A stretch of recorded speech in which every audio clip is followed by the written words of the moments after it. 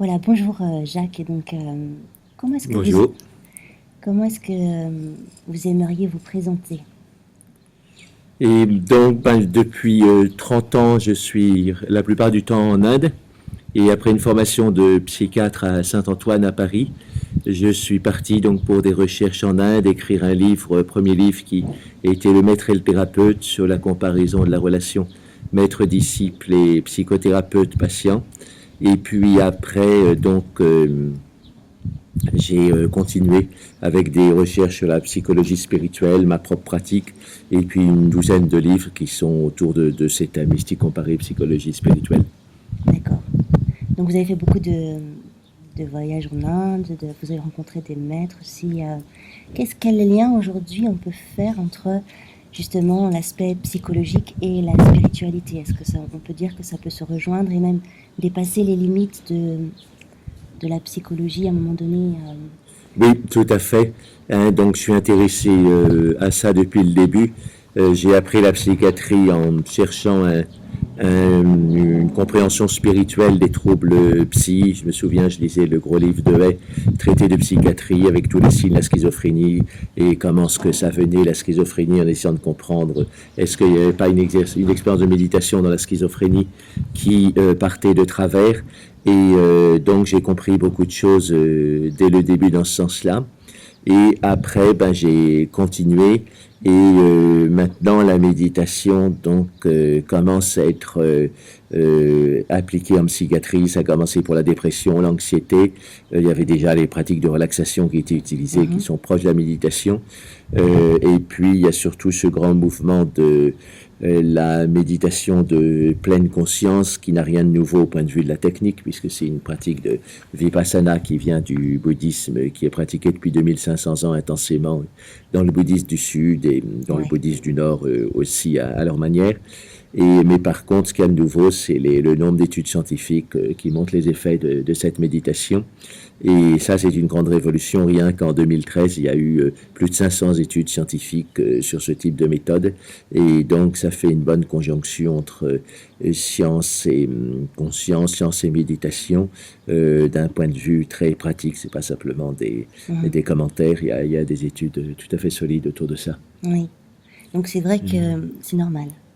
C'est vrai qu'il y a une grande évolution au niveau des neurosciences aussi. Il y a beaucoup de recherches qui ont été entreprises et de belles découvertes aussi. Oui, par exemple, pour la première fois, Lutz à Grenoble a fait des implantations d'électrodes intracérébrales pour étudier la méditation. Maintenant, on a une technique avec des électrodes extrêmement fines qui ne blessent pas le cerveau et on peut aller enregistrer ce qui se passe à l'intérieur. Donc, c'était le Ouais. rêve des neurologues de pouvoir aller voir ce qui se passe à l'intérieur de façon très directe. Et donc, c'est une technique récente qui s'est développée.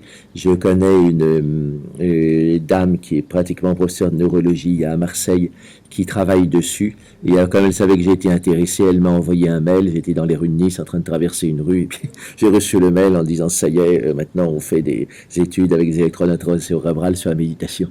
Donc ça Ouais, bouge. ça bouge, Ouais, c'est ouais, vrai. ça bouge. Ouais, Aucun doute. ouais. Est-ce que ça peut remettre en cause toutes les découvertes qu'ils font aussi par rapport à la plasticité du cerveau? Ça remet peut-être en cause aussi toutes les connaissances qu'on avait au niveau C'est-à-dire, de... c'est la plasticité du cerveau qui remet en cause les connaissances précédentes, où on pensait que le cerveau était un organe fixe et que depuis l'âge de 2 ans, tout ce qui se passait, c'était des neurones qui mouraient. Alors que maintenant, on s'aperçoit qu'on refait des nouveaux neurones, les nouvelles synapses, on le savait depuis longtemps, les nouveaux neurones, c'est nouveau, et ça permet de faire des nouveaux centres dans le cerveau éventuellement. Et donc, il y a tout un travail sur la neuroplasticité cérébrale qui est en lien. Donc, et alors il y a aussi le travail de Laure Rossi, qui est peut-être moins connu, mais qui est quand même dans la lignée de l'avenir des recherches sur la méditation et la neurologie. C'est l'épigénétique, c'est-à-dire les visualisations. Lui faisait ça avec l'hypnose ericksonienne qui est Oui, proche de la méditation. Il a montré que une séance de visualisation en état de conscience modifié manifester 15 gènes après la séance, 1 heure après la séance, et 75 le lendemain. Ça veut dire qu'il y a un effet sur la manifestation des gènes qui est durable, et qui dit manifestation des gènes dit synthèse d'ARN messager, synthèse de protéines, donc d'enzymes, et les enzymes peuvent faire les substances pour faire des nouveaux, etc. D'accord. C'est le lien. Ok, ouais. Et vous parlez souvent de l'importance du corps aussi. Oui. Moi, ça m'intéresse beaucoup de partager ça, comme je pratique aussi la sophrologie. Comment faire prendre conscience aussi aux gens de l'importance du corps. Souvent, beaucoup de personnes sont constamment dans leur tête. Oui. Et voilà, par le lien du souffle, vous parlez aussi beaucoup de l'importance du souffle, de la respiration. Oui. Qu'est-ce que vous aimeriez Oui. Les gens maintenant aiment bien être connectés, tout ça, mais on pourrait reprendre le vieil adage charité bien ordonnée commence par soi-même, et donc connexion bien ordonnée commence par soi-même. Donc c'est important de trouver la connexion, voilà, et d'avoir le logiciel qui puisse vous connecter. Et donc le logiciel, c'est des techniques connues. Il y a la relaxation, la méditation, la visualisation, dont la sophrologie. Voilà, il y a un certain nombre de techniques connues qui permettent de nous reconnecter avec nous-mêmes. Et c'est important, y compris à commencer dès l'enfance, où l'excès d'information amène une dispersion de l'attention et qui devient pathologique chez certains enfants, qui gêne l'éducation, qui gêne l'apprentissage, et chez les adultes aussi. Voilà, puis ça crée une sorte de... les excès créent la réaction inverse, c'est-à-dire quand on est trop dans la communication, il y a un moment où il y a une dépression qui vient et on n'a plus envie de communiquer du tout, ce qui n'est pas bon non plus. Tout à fait. Voilà, donc il y a à rétablir un équilibre. Et c'est pas que ces systèmes de communication soient mauvais en soi, mais comme ce qui est nouveau, il faut apprendre à s'en servir. Tout à fait. Mm. Donc l'importance peut-être de transmettre ça dès le plus jeune âge aux enfants, Oui. dans les écoles. Oui. Tout à fait. Oui, alors il y a un projet dans une grande ville de l'île de la Réunion de mettre le yoga dans le périscolaire pour tous les enfants, qu'ils aient 30 heures de yoga avant d'arriver dans le secondaire. Donc je Super. connais le maire, on a eu une réunion autour de ça de travail, et je pense que ça va se faire. Il a les budgets pour ça, il nous a dit, Ouais. et donc il les a dégagés parce qu'il souhaite le faire. Et donc je pense que ça va avancer, ce projet, ça pourrait être un modèle pour d'autres communes. D'accord, ouais. Et vous parlez aussi de l'importance de travailler sur la première année dans la conférence, Oui. voilà, première année de l'enfance, notamment par rapport au système vagal, il y a une... Je ne sais pas si vous avez envie d'en parler. En Oui, fait, mais... donc c'est des choses sur lesquelles j'ai commencé à travailler récemment. Il y a l'œuvre d'un certain professeur Forge, qui est professeur de psychiatrie à Chicago. Et donc récemment, en 2011, il a fait un livre, The Polyvagal System. Donc c'est l'œuvre de sa vie. Il a montré donc comment ce que les réactions émotionnelles de base, colère, frustration, réaction de paralysie au niveau affectif, quand tout d'un coup on ne veut plus parler, plus communiquer, tout ça c'était relié au système vagal. Donc il a une analyse renouvelée du système vagal. Il dit qu'il y a un troisième système vagal en plus de sympathique et parasympathique. Tout ça, j'ai pas encore les détails parce que j'ai pas encore lu le livre, mais c'est à mon programme. Et donc sa conclusion, c'est que donc il y a une empreinte de la vie émotionnelle de la première année dans l'équilibre entre ces systèmes vagues. Et donc c'est très important de pouvoir rééquilibrer ce système vague pour récupérer des déviations, des perturbations de la vie émotionnelle de la petite enfance. Et donc, un des moyens de rééquilibrer le système vague en profondeur, c'est le souffle naturel, parce que le souffle naturel, d'instant en instant, rééquilibre le système vague. Et donc, si on pratique régulièrement, on peut atteindre des couches profondes, donc de la première année, des perturbations émotionnelles de la première année. Bon, c'est toujours la même chose, soit les parents qui sont absents, soit les parents parents qui sont pas cohérents dans leurs émotions par rapport à l'enfant, etc. On revient toujours aux mêmes choses, mais comment faire pour récupérer ça?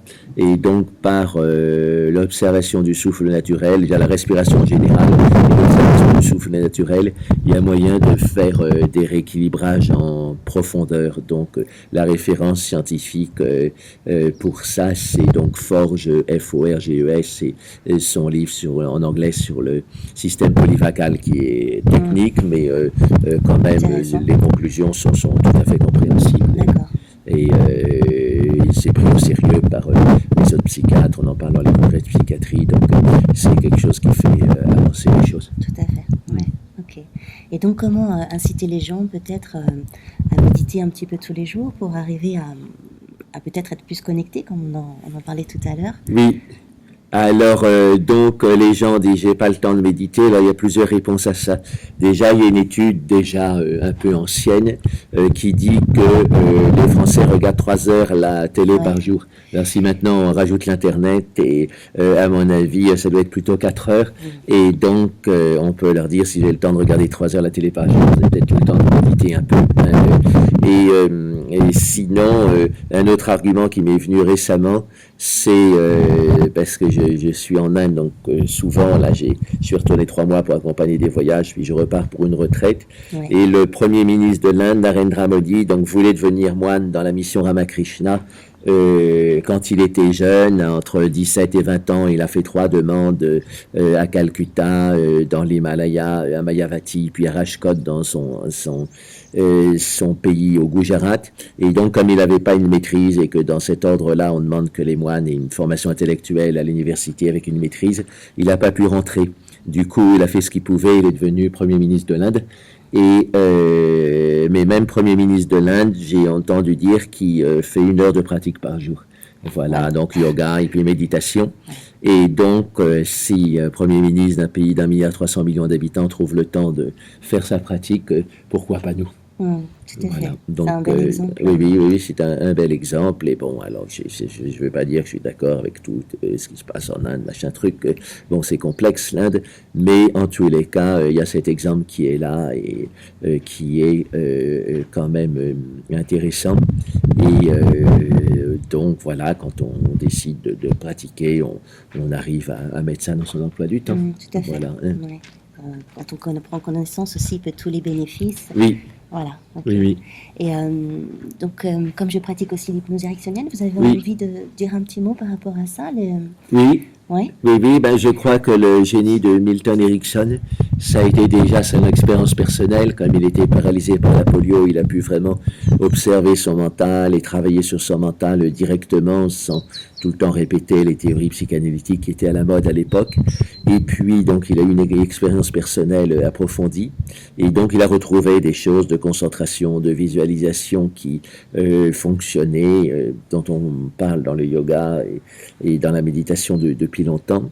Et aussi, on pourrait exprimer un peu ce qu'il a apporté comme une voie du juste milieu, parce que d'un côté, il y avait l'hypnose qui était purement concentrative, de l'autre, il y avait la psychanalyse qui était purement observation du mental, les associations libres, observer, puis commenter sur ce qu'on observait. Et lui, il a réussi à faire un juste milieu où il y avait la partie concentrative, la partie suggestion, mais aussi la partie écoute du mental par la personne. Et donc, quand c'est sa propre personne, on arrive à un processus qui est très proche de la méditation, même si un thérapeute qui donne un petit coup de pouce. Mais dans l'ensemble, le processus où la personne revient à ses propres ressources par lui-même et fait assez de méditation guidée, on pourrait dire. Voilà. Donc là, il y a des liens intéressants. Okay. Alors en plus, Rossi, qui est le grand disciple de Milton Erickson, qui a publié ses œuvres, Ernest Lawrence Rossi, s'est passionné pour l'ouverture de la narine fermée. Alors on se dit Oui. pourquoi on se passionne pour ça? Eh ben en fait, pour faire simple, la narine fermée, c'est un peu l'archétype de tous les blocages en nous. Et si on travaille régulièrement sur la sensation d'ouverture de cette narine, on a plein de choses qui se débloquent en nous, un peu comme une sorte de clé passe-partout qui marche pour énormément de serrures. Et donc les yogis s'en étaient aperçus et on fait tout un yoga là-dessus qu'on appelle le Svara Yoga, qu'on pourrait traduire par yoga des latéralités. En rééquilibrant la sensation des deux narines, on rééquilibre les latéralités et donc on ouvre, comme ils disent, les canaux et ça permet d'aller très loin. Et donc Rossi a pratiqué, a vu que ça menait très loin. Et dans son livre psychologie, psychobiologie de la guérison, qui est de 92, il propose une demi-douzaine de doctorats de psychologie sur l'ouverture de cette narine fermée, pour dire l'importance qu'il voyait au point de vue scientifique là-dedans. Alors moi-même, j'ai fait un livre là-dessus qui s'appelle Ouvrir nos canaux d'énergie par la méditation, donc de 2013 au Relier. Et là, je donne beaucoup de détails, à la fois traditionnels et de liens avec la science actuelle. D'accord, ok. Merci beaucoup pour ce partage. Et puis